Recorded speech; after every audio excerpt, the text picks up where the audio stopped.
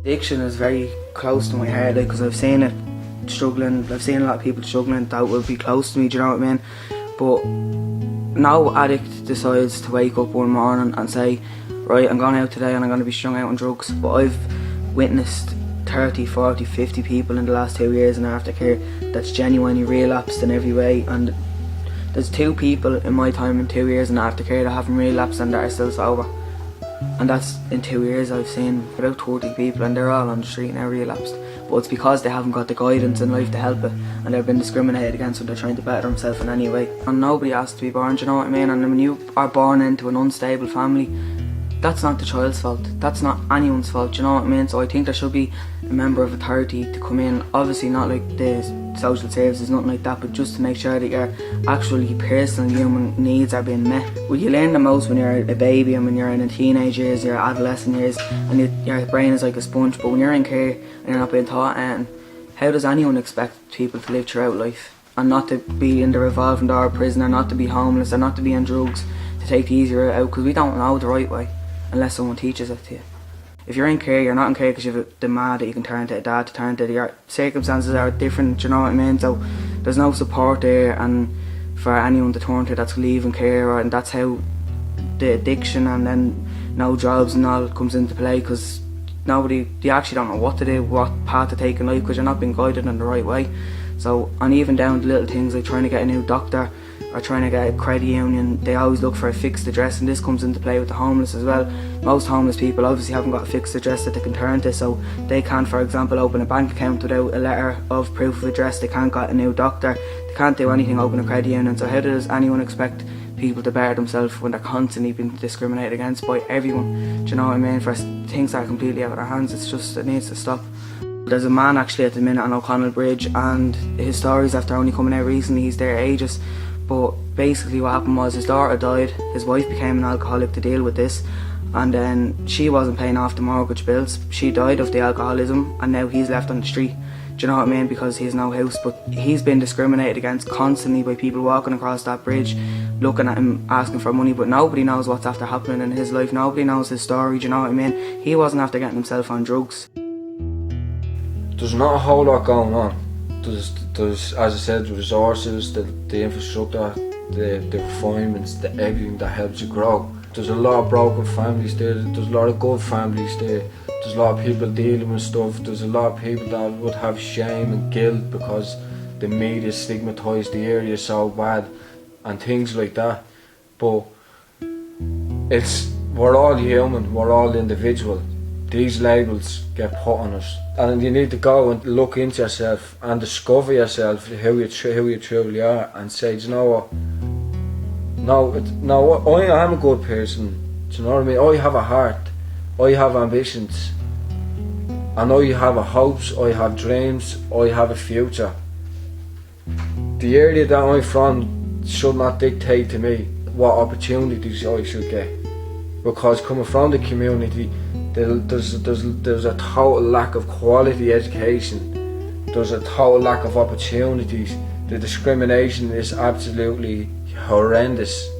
If you were applying for a job and you're going for an interview and they say in your ear code, maybe heard your accent or something, they'd instantly look down on you and take someone else for that job that maybe is from a different area or has different accent and stuff like that. But it's not only about where you're coming from, it can also be about like what path you've taken in life, and if you're in care or if you are sick, you might be discriminated against for being in a wheelchair. You could be discriminated against for not having a fixed address. Like a lot of homeless people around Dublin will be discriminated against daily for not having a house, but that's completely out of their control, do you know what I mean? It doesn't matter where you come from, you could wear a different type of clothes and what would normally fit into the everyday life, and you'll still be discriminated against because of that, do you know what I mean? And it's not right, like, it just really isn't, and it's not just all down to one thing.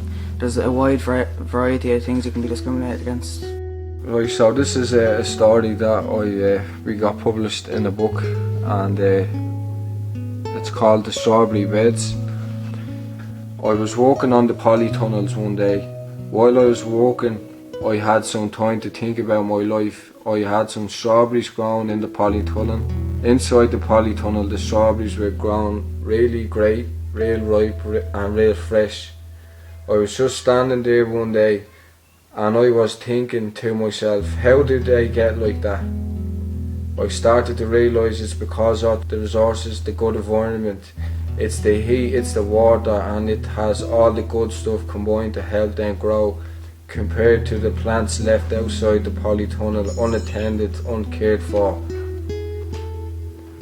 And as I was thinking, I could relate that to myself. The community I grew up in was very rough, and there was a huge lack of resource and a high crime rate. Nobody really cared about it.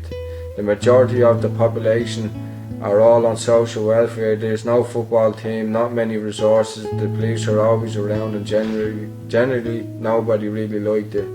My community had a bad reputation. I grew up there and found it very hard.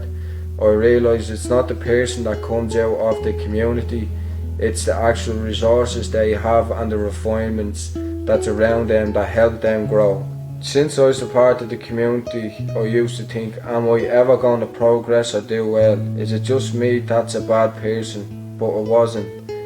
When I was taken out of that environment and placed into a good environment surrounded by good people, I changed. I had counselling, I had therapy that helped me deal with childhood issues, and I realised that I blossomed there with the help from people who actually cared for you, showing love and stuff. Some of the people were giving up their free time to come up to the centre and help us. They didn't have to, they just wanted to make change in people's lives.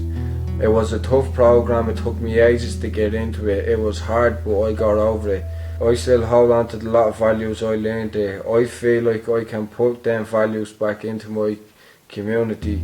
I never really knew about the true value of love until I went into the centre. The program goes into depth about love and acceptance, and I learned a lot about that.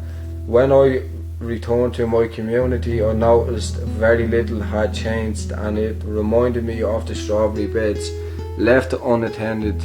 Just like when I was walking on them strawberry beds, it was the good resources that helped the plants grow, and for myself, it was the good resources and the good people that helped me grow. I soon found out that I wasn't a bad person. It was the place that I had to grow up in that had been neglected. It's ironic because it was at the strawberry beds where I developed an understanding of myself, the key to understanding others. As I matured and my character continued to develop, I realised that I can now use my experience to help others. This experience has taught me what a young person needs to grow. People from disadvantaged communities are seen as bad people, but that's not true. I question it. Is it just a coincidence these communities end up in the states that they are in, or is it purposely designed by government bodies and councils to be this way?